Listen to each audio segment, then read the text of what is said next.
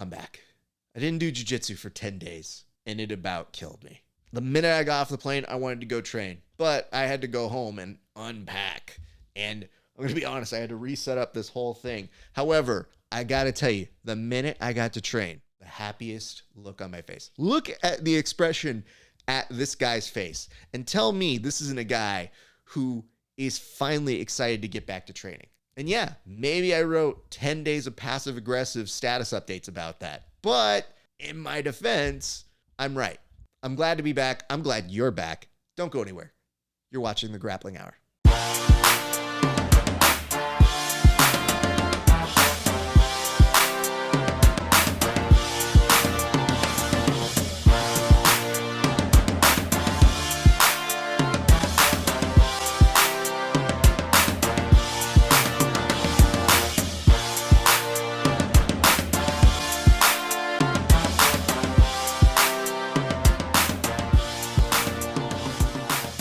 What is up, everybody? It is your friendly neighborhood BJJ podcaster, Raph Esparza, coming to you with another installment of Grappling Hour.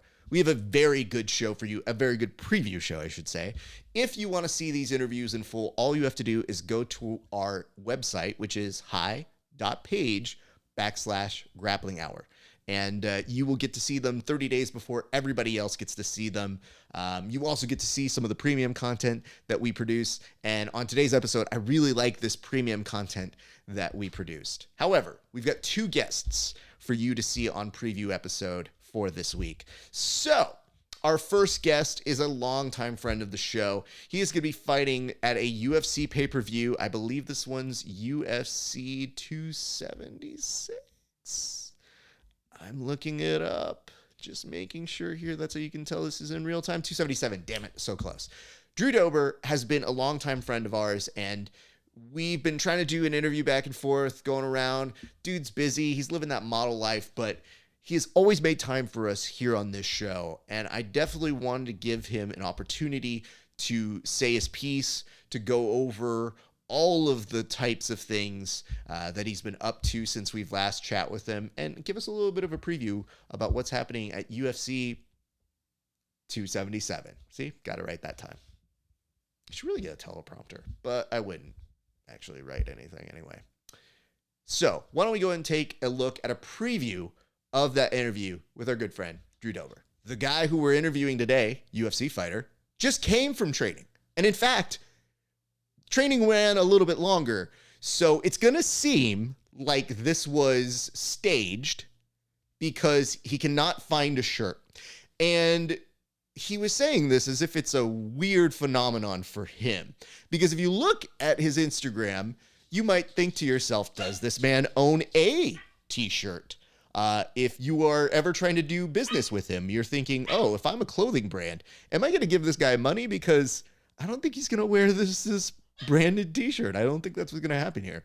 But here's some good news. He's going to be fighting in July. Very excited for this. He is fighting a Rafael, which obviously will have a lot of connotation for the both of us.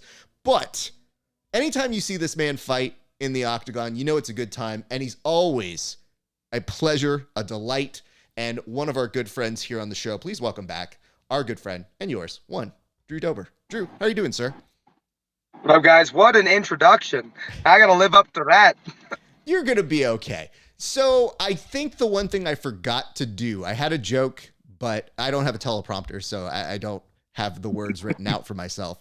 But one thing I was going to say in the introduction and I whiffed on was I was originally going to bill you as model and occasional UFC fighter, Drew Dober. So, Drew, how many photos do you have taken of you modeling things? Because I'm starting to think it's outpacing your fight career at this point. I mean, I'm currently working on getting paid without getting punched in the face. So far, there's all free content. It helps that my wife is a photographer. But yeah, as soon as I can start making some money, just posting things on social media, then yeah, it's definitely be primary to getting punched in the mouth. Well, here's some good news. If it is your wife that is doing this, she knows the good angles to cut. So that's actually a really beneficial thing. So kudos to her for that. But there are some times when I see you like literally chomping on a cigar, or just walking outside, and I go, this is better than an iPhone photo. Do you have someone just walking around all the time just with camera in hand? Because sometimes it looks like you have a thought and you go, and they go, oh, that's it. That's it. I go, who is following this man? I mean, you're pretty damn close. I bought my wife the new iPhone for her birthday. So yeah, I have a person following me around taking casual photos of me. Hold on. Don't tell me that shit's just from the iPhone though. Does she have like an actual professional camera, or is that just from the iPhone? I mean, she has both the iPhone and the professional camera, and they're both pretty similar. And her like lighting and editing skills are bar none. So I definitely got a good gig there. Yeah, kudos to your wife. I need to learn from her. I do photos myself, and they do not look like that. So she is doing some impeccable work.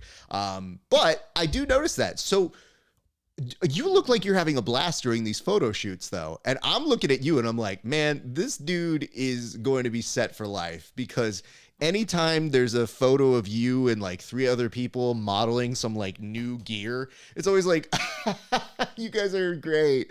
And I think to myself, okay, Drew, how hard is it then to go back to start fighting the minute after you're having the time of your life and not getting punched in the face for money? I mean, have you seen me in the cage? It's like equally as excited, right? I'm smiling at my opponent, dancing on the way to my cage, and like whether I'm getting beat up or beating someone else up, man, I'm always having the best time. Yeah, it's true. I'm like the golden retriever of MMA. Is that something that you're dubbing yourself? Because it's not a bad brand, honestly. I mean, it's a shit brand, but I mean, my friends are already say it, so I guess it's stuck. So the other thing I've noticed is that, are you hawking? Because you keep talking about these stretchy pants things that I've seen, and I've been like, dude, they almost look super dope to me, because I'm like, dude, I wear jeans now if I have to since this pandemic happened. I'm like, if I am wearing jeans in your presence now, you're welcome. Like, it is something that I am doing in a formal occasion. Otherwise, I will be in sweats because I'm between training or going somewhere else, and that's way more comfortable to me. So what are these pants that you're talking about? Because I keep thinking, I'm like, is he going to sell me jeggings next? Like, I don't know what you've got coming down the line here. Oh, so that's key. I mean, you just said that like dressing up as jeans and you just want to wear sweatpants. These things are sweatpants. I mean, they look great, but they feel like nothing, right? And they're stretchy. Man, when I got introduced to the people that make these, they just like walked up to me in the gym. And I don't know if you know this about me, but I have some circus freak legs. And they're like, we want to put some pants on you. I'm like, excuse me? But dude, the most comfortable things I've ever worn. And like, I get them for free. So like, if you get to wear sweatpants in public for free, like, yeah, take all the pictures you want. Yeah, and it's a good gig, because again, I looked at it and there was a moment where I go, I think Drew's going to get money out of my pocket. Like, they're just almost comfortable enough, but I'm like, I also don't know the cut you get or any of those sorts of things. So when I don't know those things, I go, maybe not. But also, I don't know, man. I feel like I have lived up to my true potential of being the coach that you saw when you were a kid, who would come in sweatpants and you'd be like, that guy's a bum. And I'm like, oh, I want to be that now. So when I see you and I see these younger kids, the owner of my gym, young kid, he walks in and he's got these designer-esque looking sweats. And I go, what is this? What is this metrosexual guy showing up with like designer sweats? What the shit is this? So that's my slow, like, I don't know if that brand works for me. The key is I'm married now, and so I got to keep her attention. So I just got to put those clothes on that like keep her eyes on me. It's easier to get a woman, harder to keep a woman. So give me all the nice sweatpants. Drew, I've tried to do the math here, but I can't carbon date properly. How long have you been married now, sir? Almost a year. So about 10 months, I think. 10 months. Okay. Yeah. That's not bad. That's not bad. So how do you feel? Like, what is the best part about being married to you, aside from the great photos? certainty, consistency, just like I know what I'm getting into. And plus, man, like the support at home, like she understands, like she motivates, she pushes me towards my goals. Like, man, things are nice. Like things have been real comfortable at home. So I'm just trying to fuck things up in this career. So all right, let's ask this, because you and I, we sent it back and forth, and I had said like, yo, I want to interview soon. And then you said, let me know when, but would you like it once they announce who the person is? I said, sure. I didn't know that it was going to be announced 3 days later when I was on vacation. So I'm on vacation. I look at my wife and I go, ah, shit. Of course he announced it when I'm fucking on vacation. I go, all right, let's set this up. So how did this come together? What in particular made this happen? Because anytime you're in the cage, you're building this nice, continuing this nice resume of, it's a guarantee. If you're fighting, it's going to be a fun fight to watch. And now they're throwing bigger and bigger names at you that I keep thinking like, oh, it's a cool fight. So when they mention this one, I go, all right, I'm in. But tell us how it came together, sir. yeah, so man, this is a little long answer, so buckle in. So I just been game planning like my entire year and like how it's gonna look like. Unfortunately, I've been dealing with a torn LCL in my knee since December. So like we got through the Terrence McKinney fight, and then decided to try to fix it. So unfortunately, like sidelined me a bit. I was trying to fight Bobby Green on International Fight Week. That was the goal and the plan, but man, it wasn't in the cards. With dealing with my body and stuff like that. So I just told the UFC I want to fight July 23rd or July 30th. Whoever the opponent, I don't really care. And so they pretty much said, we got you the date, got you an opponent. And I was like, all right, well, it should be any day now when they tell me the who, when, and where. That wasn't even the longest of answers. So you can calm yourself and be like, you better buckle I cliff in. noted it for you. Yeah, I mean, there's a lot more dirty details to the entire thing, but we cliff noted it. Thank you. I appreciate that. But I know you're a guy who, if you have to heal, you will take that time to do it. So that's good. It's just, when you said that you were pitching it to the UFC, did you pitch a date, or were you were making this hard press for Bobby? Does it almost feel like you're trying to court somebody? Like you're like, yo, I really want that fighter. Or is it just more so like you give them the date and they go like, we'll see what we can figure out from there? I mean, ideally, I wish I had control of the entire situation, like the who, when, and where.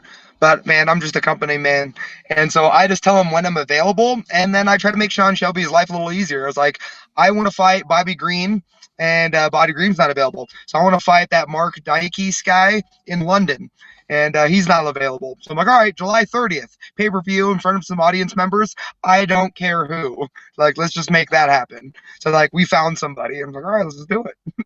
That's awesome. What have you found? So how long did you know this was the set fight? Because again, when I find out information, I assume I'm the last to know. And obviously there's a little bit of holding the deck. You can't say who it is until it's big announced and all that sort of stuff. So how long have you known this was the opponent, or that this was going to be the date? About 2 weeks. About 2 weeks. I mean, I pretty much told the UFC, a long time ago that like late July at the earliest. And so like, all right, we'll make that work. We'll make that work. And so like, I knew that was like the idea. So I was getting ready for that date. But then they found somebody to sign the contract, and, with the man, Rafael Alves. So should be a fun and interesting fight. But man, I'm trying to be the best in the world. So it doesn't matter who they put in front of me, man. I got to perform. My thanks to Drew Dober for that amazing, amazing interview. That kid is nothing but positivity and just such good vibes. Always a good person. Always just really cool and interesting. We did a segment that we like to call the opponent that I respected the most with him, and I really liked his answer. I think you would too. If you want to see that, you got to go to HY.PAGE/GRAPPLINGHOUR, and it's a 15-minute episode. Really cool, really awesome to hear that sort of insight that he provides. And there's a good discussion about his opponent's division. I don't know if that gives away too much. It actually doesn't. But it's a really cool look at to what that means and why he picked them, and maybe even some thoughts about that person's division in general. All right, we continue our party, if you want to call it that, with our good friend Kevin Ross. Now, Kevin Ross is a friend of the show that you may have seen do some nonsense with us for our WWE BJJ week. He was my arch nemesis. And in this one, we actually do it breaking kayfabe, talking about the match. We do a whole bunch of stuff in the many minutes that we were able to speak. But we've got the first 10 minutes of that interview for you to look at right now. So take a look at it. Hopefully you'll like it. It's so much fun.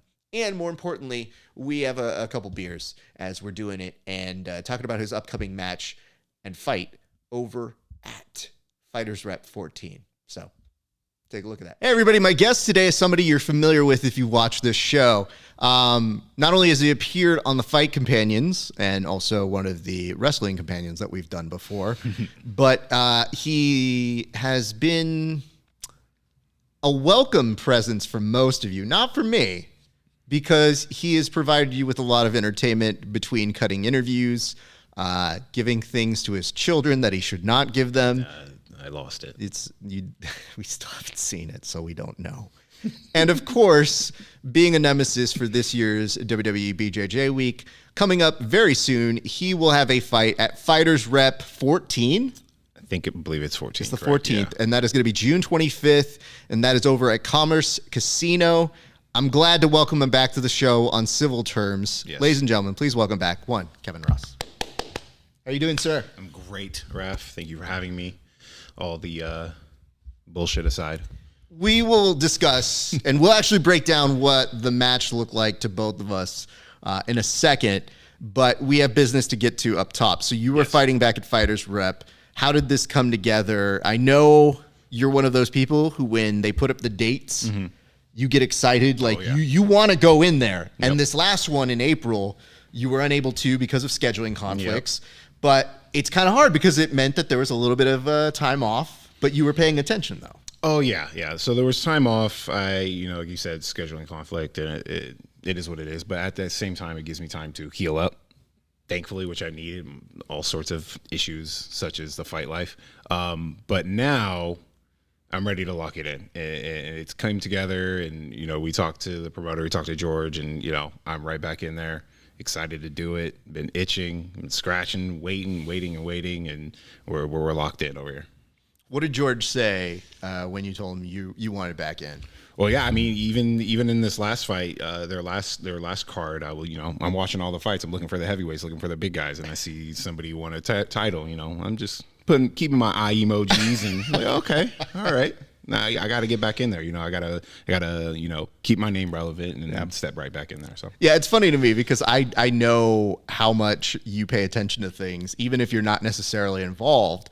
So I knew it was hard because when I talked to you, I was like, so you're not going to do that one? You're like, hey man, schedule's not going to work. And I go, but you want to do that one? You go, yeah. It's bigger things at play. The boss lady said no. So well, okay, we should talk about that. She's not just going to be the boss lady. She's going to be Mrs. Boss Lady very soon. Mrs. Light Skin Daddy, yes. So congratulations on that. You. Now, you put up a thing, and I have to figure out what the intention or the basis of this was. You said make it last forever. Are we talking Keith Sweat? Make it last forever. Okay, that's giving him way too much compliment. The Keith Sweat that I know and have listened to forever. Make it last forever. It's a good song. It just reminds me of The Wood. That's where it pops into my head. Is not Mike Epps. Jesus Christ, blanking on his name now, but being drunk with his voice. Make it last forever. Listen. It's hard to replicate that vocal. Yeah. It sounds like it's a little off, but it's actually perfect. It's Keith Sweat. So, obviously that has come together. You guys are planning a lot, but does she put down any ground rules? Is she like, hey, listen, you can't have anything in the face. You can't be punch kicking before you get married, sort of a thing? No, nothing yet. Nothing yet. But I got to take responsibility. I know what what she will and won't want. So Okay. I take full responsibility for that, but I don't get hit a lot, so I'm still pretty. Yeah, okay. That's fine. We'll talk about that as well.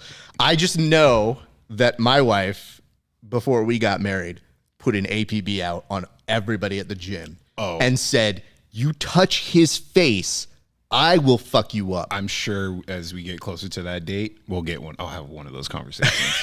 And you know what? You just got to be like, yeah, okay, fair. No one, listen, everybody who's ever gotten married before, don't mess with the wife or the soon-to-be missus because that's a lot of their show. We don't have to do a lot. Nope, I just show up. We just, got to be in the nice tux or the nice suit. And look good and not have a black eye. You've already started to get prepped. So about how long is this camp going to be in total? Probably, I think it would be about right around 6 weeks, 7 weeks. That's so great. Yeah, it's a good amount of time. Luckily, my philosophy is I don't want to be in camp for too long because then your body starts breaking down, you get tired, you just da. But where I'm at right now is right about the halfway mark. We're getting real close there, and I'm sure we'll talk about this later. Had a PKB and being able to kind of like get a little blow off a little bit and then lock it back in. It works well for me. For me, if I've got to fight, I don't know that I want one of those in between. It's weird, and I feel like that's a natural thing to do. But for these PKBs or these point Muay Thai things, it's such like a. I always try to say technical. Obviously, you're going out there. Like that shit goes out the window. Listen, dude, I'm about as technical of a guy who likes to be technical. But when I've shown up there and I've been like, hey, guys, don't worry. They can't knock you out. You send some of these guys off to war, and then you look around and you go, that's not technical. Excuse me, sir. A lot of the time that shit goes out the window. But, I mean, for me, like I view those things as more of a competition rather than like a fight. Yes. Especially having been doing this for a little bit longer, it's a little bit of it's a blow off. So it's just like, okay, I've been training for X amount of weeks, and I want to keep like, there's 4 more weeks. It's just like, fuck that training. Let me get a little bit of a blow off where it's just like, oh, okay, that felt good. I want to lock it back in because I know that fight when it really, really matters, I'll be dialed all the way in, and that's where I'm at now. It's just like have that blow off, have that little bit of payoff, just a little taste of it. Just to get, the full thing when it comes time. The more I'm thinking about it, that's a cost-effective way of doing things. Because most people in like big training camps in the UFC, they'll pay people to come get the shit kicked out of them. They'll be like, hey, I'm paying you $1,000. Put it on Kev. I'll fly you out. Now you're like, hold on. If I show up at a PKB, it's all legit. Yeah. Hey, listen, bud, you're here. You're great. Thank you so much. I'm so sorry for what I have to do. Yeah, you get like hard, solid rounds that may not be able to get like at your gym. Especially being a bigger guy, it's hard to find quality big guys.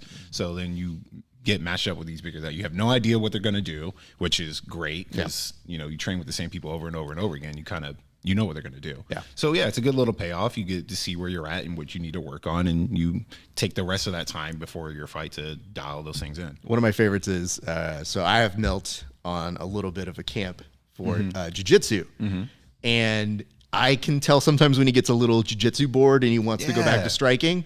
And there was a night where he was working with you. And I come in. It's a hard sparring night. And I'm just staring at him. And the next day I go, how are you feeling? And he's like, oh, man, I'm feeling good. I'm feeling real good. I was like, all right, cool. I was like, we're going to do about 20 rounds today. And he's like, wait, what? Wait, what? Yeah. That's a lot. I was like, what's wrong? Is 20 rounds not okay? And he's like, yesterday I worked really hard and I was like, so that's why we do the intro when I say, how do you feel? I saw what you were doing. You have to pretend to be big man against an actual big man. Me and Milton standing in front of each other the last like 45 seconds of a round, just wailing on each other because we're so tired. We did like 1,900 rounds before that. Yeah, I'm like, bro, I'm not putting you through 20 rounds. You don't. I saw what happened yesterday. I go, but it will be 10, so you're gonna get fucked up. But having said that. You also were coaching yesterday. So tell me a little bit about the atmosphere, because it was also at the LA Fit Expo. But y'all rolled deep. I want to be just in the realm of estimating correctly. There were at least 80 people. Yeah, it was, that's being general. Yeah, that's Yeah, it was a lot of people. I was shocked about how many people, you know, continue to show up little by little. And I look around like, holy shit. Like every time somebody went to the mat, we would go from the warm up area. It's just like a mob, a swarm of people going over to whatever mat they're competing on. It was like, holy shit, this is such a cool thing to be part of, like a team, a family and whatnot. So yeah, we were very deep, but that Fit Expo is also a great time. I used to do Jiu-Jitsu competitions there. Did you? Yeah, they had jiu-jitsu competitions there, which they did this time. Yeah. It was Dream, Dream, The Gracie Nationals. Yeah, that they do, yeah. I'm blanking on her name. What's her name? Rose Gracie. Rose, thank you. She was there. But yeah, so seeing all those people there, it was just like, oh, this is super dope. It's a good feeling. I know Milton was elated just to see all that like support. It's super fucking cool. Whether you're fighting or not, just to show up, it's awesome. And that's going to do it for us here at the Grappling Hour. I think it's been a good episode. You can tell me differently. I don't care. I'm not going to listen. Here's what I can tell you. If you like what you see here on this show, we would love it if you give us a like and a subscribe over on Twitter. We are now starting to engage a lot more on our Twitter. We could have been doing a better job years ago, I know. But I think we're finding a good stride. We've had a lot of people give us some great love on there. And if you guys are watching The Ultimate Grappler, like I am, otherwise known as Flow Grappling's Who Next, we're doing some live watches on those things where I'm posting up my observations, my thoughts, and we've gotten some good conversations going on that, even to the point where Flo is now starting to follow that account. So if they can follow us, why can't you? I don't hear any reasons why. Granted, there's nobody in this room other than me. Not important. I guess what I'm saying is, thank you so much for watching our preview episode. If you want to watch these in full or see our premium content, all you have to do is go over to HY.PAGE/GRAPPLINGHOUR. Give us some love. It really does mean a lot to me if you support. And if you just want to get on our mailing list so that you know what's coming up next, all you have to do, go to the top of that page on our HY page and just tell us that you want to be on that subscription list. And on that mailing list, we let you know when new episodes come out, and we'll probably be doing some giveaways pretty soon. Hint, hint, ADCC. All right, that's going to do it for us here at the Grappling Hour. My name's Rafa Esparza. It's been a great day for grappling. We'll see you back on the mats.